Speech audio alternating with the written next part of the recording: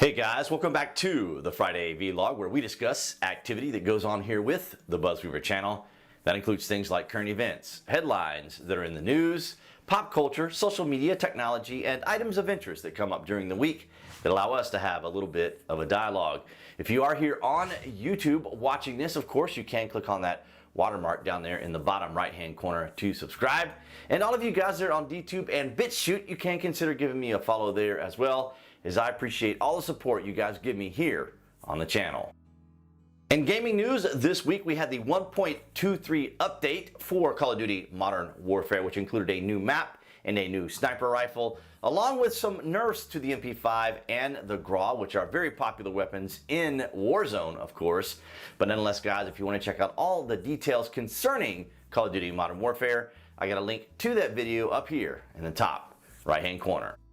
One of the biggest stories here in the United States and perhaps across the world, of course, is the couple there in Missouri. I'm going to read from the article before I go into the commentary. That way you guys can get a little bit of context as to what all was going on. And of course, we'll navigate through the media's narrative and what you have seen and what you didn't see. St. Louis, Missouri, a husband and wife made national news when photos captured them pointing guns at protesters Sunday night outside of their Central West End home. During the protest, images and videos showed Mark McCloskey, 63, holding a rifle, and his wife Patricia McCloskey, 61, pointing a handgun at the crowd of about 300 protesters around 7:30 p.m. The protesters were marching to St. Louis Mayor Linda Crucian's home to demand her resignation. The McCloskeys said they were in fear of their lives, and that's why they pulled the guns out. And they are within their rights. If you ever wanted to see individuals exercise their right to having firearms and protecting their properties, this is exactly what you witness, because we have stand your ground and the castle doctrine here in the United States, and these two individuals who happen to be attorneys were exercising that right. Now, the biggest concern now is the circuit attorney there, Kimberly Gardner, who is launching an investigation into the couple. She is known for her rather radical ideology and philosophies. So it will be interesting to see even what kind of charges they could bring up on the couple, because if you ever actually wanted an example, as I just stated, of the stand your ground and castle doctrine, this was it. Now, I'm going to put on the screen for you guys to look at. That is the aerial view of the community where the McCloskeys live. And that is a gated community, as you see there. You have the main entrance, and then you have the private gate that is next to their home that these protesters, so allegedly peaceful protesters, broke through to get onto their property. So when you're watching the videos of the people milling around in their yard, shouting, threatening them, threatening to kill their dog, and whoever else knows what else they were shouting and or threatening, they're actually on the McCloskeys' property. So it isn't as though they're on the sidewalk next to the main road, because this is a private residence. The main gate there, of course, as you see, and then the broken gate. And now I'll add some additional images here so you can clearly see that it is a private area, it is private property. Now, from what I understand from Mr. McCloskey, he was on Fox News the other night with Tucker Carlson, and he was saying, of course, that he was in fear of his life as he and his wife had watched the burning of the 7-Eleven there in Missouri downtown and had seen what these protesters were up to and what they were capable of doing. And so, of course, he was concerned and in fear for his life. I don't see any jury moving against the couple at all. As a matter of fact, they spent so much time and energy restoring this particular home. And as I said, they are attorneys, and they mentioned themselves that they represented many of the individuals within their community, including within the black community as well. So they have clients, they have people that they have represented, they have people that they have stood up for. And now, of course, hopefully the community and anyone who may be in the jury may be able to stand up for them. Of course, I don't really see what they could possibly charge them with. It would be a misdemeanor at best, which could be easily beaten. But they do have their own attorney, and it is unfortunate to see this, because there is a perfect quote from Winston Churchill that I want to read for you guys that kind of puts this all into context, what we're seeing here. Each one hopes that if he feeds the crocodile enough, the crocodile will eat him last. All of them hope that the storm will pass before their turn comes to be devoured. And I think that's what we're seeing here with these crowds. It is much easier to go after an individual or a couple or a group or a company or a business and then arrest them or charge them or investigate them to appease the crowd than to address the actual problem, which is the crowd.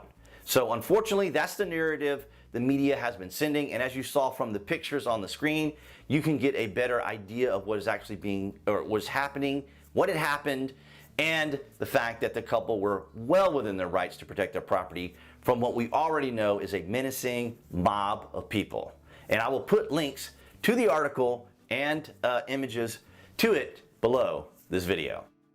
CHOP's Capitol Hill Occupy protest, formerly known as CHAZ, is no more. Now, what could have possibly happened that would have changed the mind of the mayor to actually have the police go in and finally shut down what is perceivably an insurrection? At least a display, if not a terrible display, of incompetent progressives who can't even manage and own an area that they have occupied. As a matter of fact, their own CHAZ security, their own CHAZ police, as it were involved in several shootings that resulted in the death of a 16-year-old. And then, of course, we had the shooting prior to that of another individual who also died. So there was a lot of issues going on. So here you see groups of individuals who technically don't really know what they want. They just want to want, and they want what they want. And there's no structure, there's no form, there's no reason to it. But let's read from this article to get the context of what I'm about to outline. Seattle's CHOP protesters put families and children at risk by going to her home, Mayor Jenny Durkan suggested on Sunday after a city council member led the protesters to the mayor's confidential address. So a council member actually led the people to the mayor's home itself, very much like we saw with the Missouri couple. It is pitchforks and torches going to the places because people aren't getting what they want. Now let me kind of illustrate to you kind of what's taking place here, right? So as you see across the country, these protesters, as they're called, peaceful protesters, rioters, mobs, are tearing down statues. Now, the reason they're tearing down these statues is because they want their will fulfilled. They want what they perceive to be something that offends them, something that bothers them, removed from their society, from their community. However, when they do it appropriately, for example, when they go to their city council, when they go to their council members, when they go to their mayors, when they go to their governors, and ask that a vote be taken to decide on whether or not the statue should come down, they get it, and then the people vote, and the people vote to have the statues remain. And then they want to claim that the system doesn't work. The system is corrupt. The system isn't representing them. They aren't getting the rights. They aren't getting the particular measures and policies that they want. Well, that's not the way it works.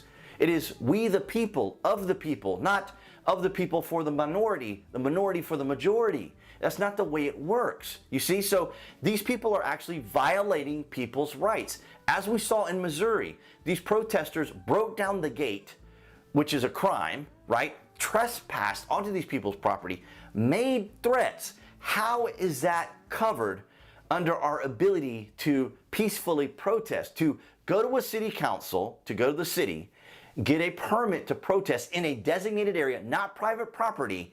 How in the world does that even measure up to what these protesters are actually doing? They're basically saying to everyone, your vote, your decisions, the policies you want, the things that you voted for aren't important enough for us because we need to take the action and therefore take the power out of your hands so that we can do what we want to do. Seattle City Council member Kshama Sawant joined a group of the protesters outside the CHOP zone who marched to Durkan's home on Sunday afternoon, local NBC affiliate KING TV reports. So here you have it, a city council member. Apparently the mayor just wasn't getting it done, so they had to go to another council member to be able to try to get something done. And so they actually went to the mayor's home. Again, they didn't have a permit. They didn't have a permit to demonstrate there in downtown Seattle, or they may have had one to protest, but certainly the protest permit did not allow them to take over a police station and then occupy 6 blocks of a city. So again, here we have it where individuals have taken upon themselves to start promoting their ideology, their philosophy, and their worldview when they had asked for legislation in many of these cases, for example, when it comes to the statues, and they lost, just like we saw in the election of President Trump. Hillary Clinton lost. These individuals then lost their minds because they didn't get what they want, and they wanted to take the power out of the hands of the people who make the decisions within our country, to take it upon themselves to then imply and implore their own ideologies, philosophies, and worldviews, and make everyone else, or actually take the rights away from people. So you want to talk about people that are being denied their rights, you want to talk about people that are being oppressed. Look at who's doing the removal of rights and who's doing the oppressing. I think there's a backward narrative here. I think the American people are getting a clear picture of what's going on here. And the sad part is, as we have talked about all this time, the media props these individuals up and protects them. As we saw with the pictures in the previous segment, you can clearly see the media just had to say the protesters broke down the gate. Did they say that? Nope. Did they say it was private property? Nope. They just said they went to the couple's home and stood on the sidewalk and protested. That's not what happened in any way, shape, or form. And as you can see here, they marched straight to the mayor's house there in Seattle, and then suddenly she signed an executive order that then allowed the police to go in and clear all these people out. So within just a few days, perhaps even a few hours, this was already set in motion, and there you have it. It was cleaned up. I'm glad the president did not fall for what these individuals were looking for, and that was for the president to make a move to appear like an actual fascist. Now, you want to talk about fascism, just like with Antifa, they exercise fascism as they think that they are protecting people from fascism. So they're adopting what they're protesting against to utilize against the people. And just as we just discussed, these individuals are taking it upon themselves. So when the Constitution and rights and policies and laws don't work for them, they just want to take it into their own hands and make things happen according to their own will, which takes the right away from the people, which is not the way our system was designed. And I'm hoping that the American people and individuals like watching this video understand what's actually happening here. So I will link information about this in the video or below the video, links below, and then you guys can check out the article there. All right, guys, so that's going to wrap it up for this Friday vlog. I want to thank all of you guys for your continued support, your likes, your shares, and your comments. And you are welcome to share this so people can get a better idea of the narrative that's being driven, as well as what's going on in the background of our country. If you are following this on YouTube and BitChute, I would ask you guys to give me a follow there as well, because all of your guys' support is greatly appreciated. And if you are here on YouTube, that would be the channel icon appearing right there on the screen. You can click on that to subscribe, as well as set up notifications. That way you know when there will be content here on the channel, as well as the Friday vlogs. And I will see you guys right there behind that camera next week.